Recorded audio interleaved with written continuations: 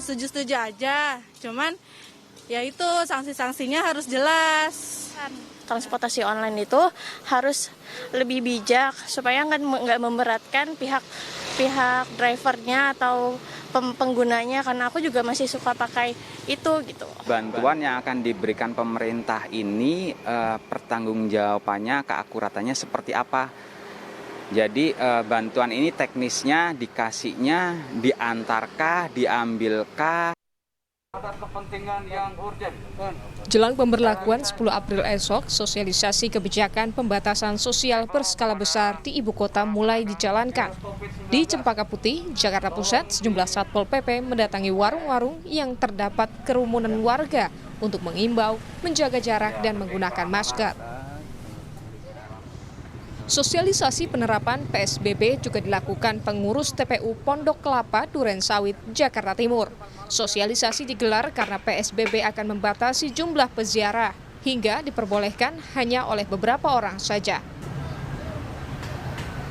Dalam rangka memutus penyebaran COVID-19, Polda Metro Jaya akan menindak pelanggar kebijakan pembatasan sosial berskala besar. Penegakan hukum akan diambil sebagai langkah terakhir jika imbauan 3 kali tetap dilanggar. Di samping upaya-upaya pencegahan, memang dalam rangka untuk lebih mendisiplinkan ataupun menyadarkan masyarakat, memang ada upaya-upaya penegakan hukum. Ya, ataupun selama ini kita lakukan dalam hal penertiban ataupun penegakan hukum kepada masyarakat. Ini penegakan hukum ini merupakan upaya terakhir, ya, upaya terakhir apabila himbauan-himbauan tidak diikuti oleh masyarakat ini. Kebijakan PSBB untuk memutus rantai penyebaran virus corona juga mendapat dukungan DPRD DKI Jakarta. Namun demikian, Wakil Ketua DPRD DKI Jakarta Muhammad Taufik mengingatkan Pemprov DKI agar mempersiapkan bantuan sosial bagi warga DKI Jakarta yang terdampak. Saya kira ini kan satu upaya untuk memutus mata rantai penyebaran corona ya. Karenanya dimintakan PSBB di DKI Jakarta dan alhamdulillah ya direspon positif oleh pemerintah pusat dalam hal ini melalui Menteri Kesehatan. Saya kira ini langkah baik ya dan insya Allah menurut saya akan lebih baik. Sejumlah wilayah di sekitar DKI Jakarta tengah mengkaji dan mengajukan permohonan status pembatasan sosial berskala besar ke Kementerian Kesehatan melalui pemerintah Provinsi Jawa Barat. Salah satunya kajian penerapan PSBB oleh pemerintah Kota Bekasi yang meliputi kajian stok pangan, dapur umum, serta jaringan pengamanan sosial. Pemkot Bekasi saat ini telah menerapkan tahapan PSBB seperti pembatasan aktivitas masyarakat hingga pukul 9 malam, pembatasan aktivitas perkantoran, sekolah, dan kegiatan yang melibatkan banyak orang. Tim Liputan, Kompas TV.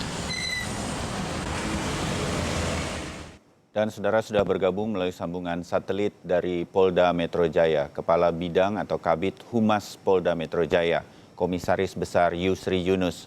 Pak Yusri, selamat pagi Pak. Selamat pagi Mas Bayu. Ya, Pak Yusri sehat-sehat? Alhamdulillah Pak. Alhamdulillah sehat. Ya, mudah-mudahan sehat terus Pak. Kita salam sehat terus dan saling mendoakan. Nah, Pak Yusri, saya ingin mengobrol saja dengan Bapak. Semoga beberapa hal yang mungkin sudah dikoordinasikan antara Polda Metro Jaya dengan Pemprov DKI Jakarta dan kemudian instansi lainnya berkaitan dengan penerapan PSBB besok di wilayah DKI Jakarta. Apa yang mungkin sudah bisa disampaikan begitu Pak Yusri. Tapi banyak usulan Pak, termasuk wawancara kami kemarin, agar ada signifikansi begitu, ada bedanya antara PSBB dengan yang sudah kita lakukan selama 3 minggu terakhir adalah mungkin himbauan tidak cukup begitu Pak Yusri. Jadi kemudian diharapkan ada penegakan hukum bagi yang melanggar social distancing, tidak diam di rumah begitu. Apakah ini masuk dalam pembicaraan dan apakah kemudian akan ada penegakan hukum Pak Yusri dalam PSBB besok?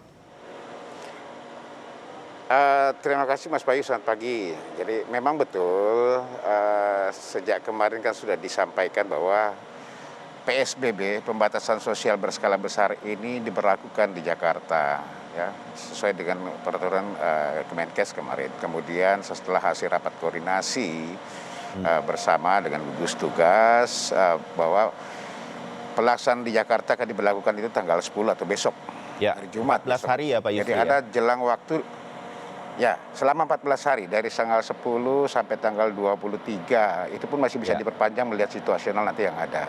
Ya. Kemudian ada jeda waktu 2 hari. Jeda waktu 2 hari inilah yang kemudian dibagi tim ini bergerak untuk membuat peraturan gubernur dalam hal ini.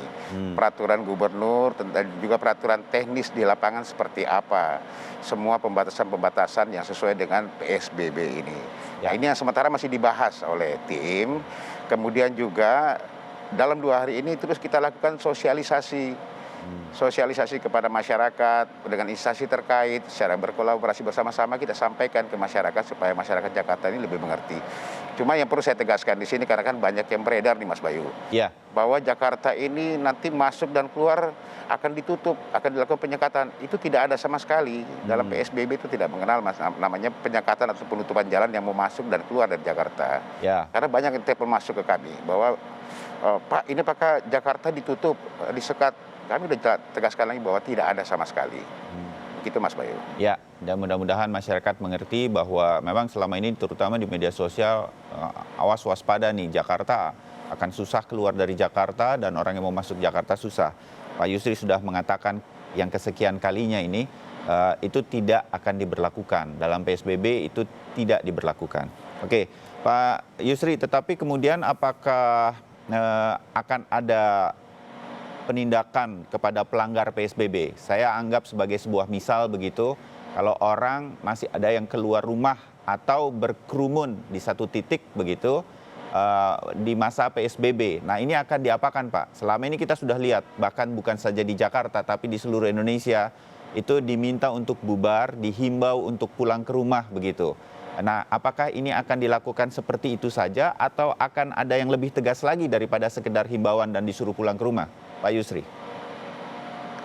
Oke, Mas Bayu, jadi gini, memang betul sejak tanggal 19 Maret yang lalu kan maklumat Kapolri nomor 2 bulan 3 tahun 2020 itu sudah diturunkan, sudah diberlakukan, sudah kita sosialisasikan dan bahkan sudah kita laksanakan.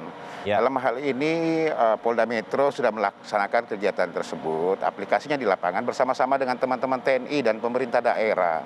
Kita terus menghimbau tentang physical distancing atau social distancing pada saat itu.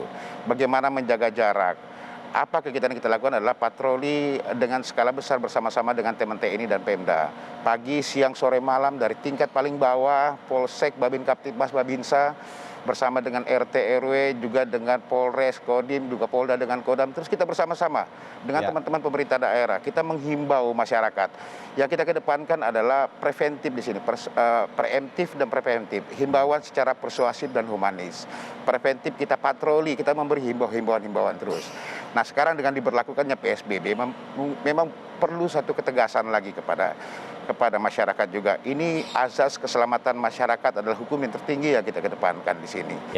Kita mengharapkan masyarakat bisa sadar bahwa penyebaran penularan COVID-19 ini sudah sangat tinggi. Makanya ini juga salah satu nanti bahasan yang dilakukan oleh tim dari gugus tugas ini untuk membahas semua di situ. Ada beberapa poin 7 pendekatan pembatasan-pembatasan termasuk pembatasan moda transportasi apa segala itu juga lagi dibahas tentang aturan dan bagaimana petunjuk teknis. Tetapi di lapangan terus kami bergerak sampai dengan tadi malam.